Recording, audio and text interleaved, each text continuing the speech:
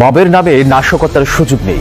রংপুরে এনসিপি নেতা সার্জিস আলমকে এসব কথা বলেছেন সেনা কর্মকর্তারা। যেই হোক, যেই দলেরই হোক, যেই মতেরই হোক, যেই ধর্মের হোক, সেটা আমরা করব। তাদের বিরুদ্ধে যদি কোনো অভিযোগ থাকে, মামলা হয়, অবশ্যই তারা শাস্তির আওতায় যাবেন। এখানে আসিফের একটা জিত কাজ করতেছে। বৈষম্য শুধু শুধু সংগঠন হয় নাই, এই সব সংগঠন বলতেছে হাসিনা আমার আম্মা, আমরা হাসিনার জন্য আবার লড়াই করবো। ওর বিপি নাম্বার, ওর নাম দেখে রাখছি। 24 ঘন্টার মধ্যে পুলিশ সদস্যের প্রত্যাহার চাই। আমার বোনের মাথা ফাটিয়ে দিছে। আমরা এখানে আমাদের ফ্যাকাল্টির সাথে কথা বলতেছিলাম শান্তিপূর্ণভাবে, হঠাৎ করে তারা আসে আমাদের উপর অ্যাকশনে যায়। ছাত্রদের দিন শেষের দিকে এগোতে যাচ্ছে বলে মনে করেন আমজনতার দলের কর্মী তারেক। তাই এবার মিডিয়ার সামনে প্রকাশ্যে উপদেষ্টা আসিফ মাহমুদ সজীব ভুইয়াকে নিয়ে বিস্ফোরক মন্তব্য করেন এই আমজনতার কর্মী তারেক হোসেন। এখানে আসিফের একটা জিত কাজ করতেছে। একটা 150 টাকার ছেলে যে বাই চান্সে ক্ষমতায় ঢুকেছে, সেফ বাই চান্স, জনগণের ম্যান্ডেট নিয়ে ঢুকেছে। ইশরাক এবং আসিফ, তাই তো? আচ্ছা, ইশরাক এবং আসিফ এই গত 6 মাসের বা গত 8 মাসের কার্যক্রমে ইশরাক নাকি আসিফ, কে বেশি দুর্নীতিবাজ প্রমাণিত হয়েছে? ইয়েস এবং নো। আসিফ না ইশরাক? কার কেলেঙ্কারি বের হয়েছে, আসিফের না ইশরাকের? আসিফের বের হয়েছে। তাহলে এখন আসিফের কেলেঙ্কারি বের হয়েছে। আসিফ দুর্নীতি করেছে, আসিফ লুটপাট করেছে, নিয়োগ বাণিজ্য করেছে, তার বাপ লুটপাট করেছে, তার বাপ আওয়ামী লীগকে পৃষ্ঠপোষকতা করেছে। আপনি এখানে আসে ইশরাককে ফাঁসাচ্ছেন। এছাড়াও উপদেষ্টা আসিফ মাহমুদের বয়স কত তাতেই আসিফ মাহমুদ যা শুরু করেছে। বাংলাদেশে এমন মন্তব্য একটি টকশোর মধ্যে রাগ হয়ে প্রকাশ করেন আলোচিত সাংবাদিক মাসুদ কামাল। এই আসিফ মাহমুদ সাহেব নিজে চিঠি লিখছে, আমার জানা মতে এজাজ সাহেব একজন যোগ্য লোক। ভাই তুমি জানলা কবে? আপনি জানলেন কবে? দিনে দিনে বয়স আপনার কয়েকদিনের মধ্যে আপনি এত জেনে ফেলেছেন। এজাজ সাহেব বিখ্যাত একজন এই লোক, যোগ্য লোক। আপনি ইচ্ছা মতো দেশ চলবে? কে আপনি ভাই? আপনি ইচ্ছা মতো দেশ চলবে? এটা তো এই শেখ হাসিনা এই হিসাব আরম্ভ হয়ে গেছে। তার মনে হয়েছে যোগ্য, অতএব সে যোগ্য। যে আসলে এই সরকারটা তো প্রথমে তাদের এই উপলব্ধিটা তাদের থাকা উচিত ছিল যে আমরা একটা অন্তর্বর্তী সরকার, আমরা এখানে দীর্ঘকাল থাকতে আসি নাই। ছাত্রদের এভাবে আন্দোলন দেখে এবার ক্ষুদ্র প্রতিক্রিয়া জানিয়েছেন রাস্তায় চলাচল করা ব্যক্তিরা। ডক্টর ইউনূসের কাছে আবেদন করে এগুলোর জন্য পিটায় 3 দিন জন্য চলে রাখে। আছে ও বিচারত আছে, মানছে যাবার পারে না, এমনি বিজাম্বা যাবে রয়েছে। এগুলো আপনারা বলেন এগুলো কোনো মানে আছে? কি কারণে তারা ব্লক করেছে আমি জানি না। মানে তারা, আমি সকালবেলা অফিস টাইম আমি যাব, যাওয়ার পর দেখি শুধু আমি না, লাখ লাখ পাবলিক এদিকে যাবে অফিস টাইমে, যা কারো কোনো বাচ্চাদের স্কুল টাইম। আর এবার এখন তো কি হয়, বসে রাখছে প্রত্যেকটা গাড়ি ব্লক, সেই 9টা থেকে শুরু হয়েছে। 1 ঘন্টা যাবত আমি এখানে হেঁটে আসতেছি।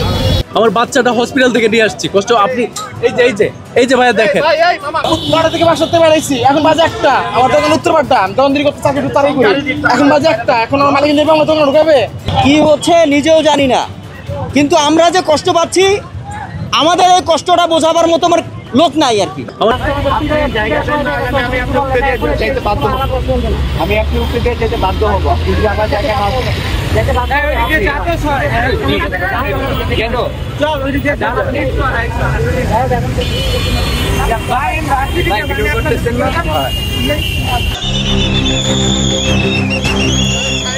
এভাবে যদি কথায় কথায় আন্দোলন করে রাস্তায় চলাচলকারীদের অসুবিধা করে দেয় ছাত্র জনতা, তাহলে সাধারণ মানুষের পথ চলা কষ্টকর হয়ে যাচ্ছে। সেদিকে নজর দিবে কে, আপনারাই বলেন। তাই এক মহিলা পথযাত্রী এবার ছাত্রদের উপর চড়াও হয়ে মায়ের কথা উল্লেখ করেছেন মিডিয়ার সামনে। ডক্টর ইউনূসের কাছে আবেদন করে এগুলোর জন্য পিটায় 3 দিন জন্য চলে রাখে। একদিকে কথায় কথায় আন্দোলন চলছে, আর অন্যদিকে মোবাইল ফোনের কথোপকথনে চলছে খারাপ ভাষা ব্যবহার করে রাজনৈতিক দলের ভিতরে ভিতরে বিশৃঙ্খলা। আরে তুষার, তুমি আমার কথা শোনো। আমার যেটা মনে হয়েছে, যেটা বলতে চাইছি, সেটা আমি তোমাকে একা রুমে ডেকে কথা বলছি, কিন্তু সেই ছেলেটার মুখ থেকে সরাসরি আমি শব্দটা কিন্তু এখন পর্যন্ত উচ্চারণ করি নাই। তুমি যে আমাকে এইরকম ওয়ার্ড তোমার মুখ থেকে আমি আশা করি নাই। এই জাতীয় নাগরিক পার্টি এনসিপির যুগ্ম আহ্বায়ক সরোয়ার তুষারের জেএমএ নেত্রীকে কুপ্রস্তাবের যে অভিযোগ আসে, তাতে করে এই ছাত্রদের নতুন দল জাতীয় নাগরিক পার্টি এনসিপির দিনে দিনে সুনাম ও সাধারণ মানুষের ভিতরে যে ছাত্রদের প্রতি যে বিশ্বাস ছিল তা উঠে যাচ্ছে বলে মনে করেন অনলাইন অ্যাক্টিভিস্টরা। তাই তো এই সরোয়ার তুষারের মেয়ে নেত্রীকে কুপ্রস্তাবের বিষয়কে কেন্দ্র করে রাজনৈতিক অঙ্গনে চলছে নানান রকম সমালোচনা, জানিয়ে বিস্তারিত আলোচনা করেন এই অনলাইন অ্যাক্টিভিস্ট। গালাগির দিন শেষ, চাপাচাপির বাংলাদেশ। প্রিয় দর্শক, আপনারা নিশ্চয়ই জানেন যারা গ্রামে বাস করেন, গ্রামে একটা বহুল প্রচলিত একটা কথা রয়েছে যে মানির মান পাহাড়ের সমান, একটু একটু গেলে সেখান থেকে তেমন একটা যায় আসে না। ঠিক তেমনি এনসিপির যে সরোয়ার তুষার, যাকে এই মুহূর্তে বাংলাদেশে সবাই বলে তুষার বা লাগতে চাই তুষারের গত একটা ভিডিও আপনারা নিশ্চয়ই দেখেছেন। এই ভিডিওতে যে নারী কণ্ঠ ছিল, সেই নারী কণ্ঠ আমি যে বলেছিলাম তাসনুভা জাবিন, সেটা ভুল ছিল। নারী কণ্ঠ ছিল, বাট সেটা তাসনুভা জাবিন ছিল না, সেটা ছিল নীলা আশরাফি। এবং এই নীলা আশরাফি স্বীকারোক্তি দিয়েছে সরোয়ার তুষার তার সাথে কি কি করেছে, কি কি করতে চেয়েছিল।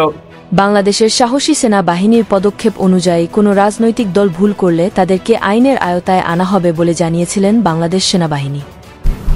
যেই হোক, যেই দলেরই হোক, যেই মতেরই হোক, যেই ধর্মের হোক, সেটা আমরা করব। তাদের বিরুদ্ধে যদি কোনো অভিযোগ থাকে, মামলা হয়, অবশ্যই তারা শাস্তির আওতায় যাবেন। তাই তো এবার এই জাতীয় নাগরিক পার্টি এনসিপির এই যুগ্ম আহ্বায়ক সরোয়ার তুষারের বিরুদ্ধে যে অভিযোগ আসে, তাতে করে কি ব্যবস্থা নিতে পারে বাংলাদেশ সেনাবাহিনী তা নিয়ে চিন্তিত রাজনৈতিক দলগুলো। শেষমেশ দেখা যাক বাংলাদেশ সেনাবাহিনী কি পদক্ষেপ নেয় জাতীয় নাগরিক পার্টি এনসিপির বিরুদ্ধে, তা এখন দেখার অপেক্ষায় রয়েছে দেশের বিভিন্ন রাজনৈতিক দল থেকে শুরু করে দেশের সাধারণ জনগণ।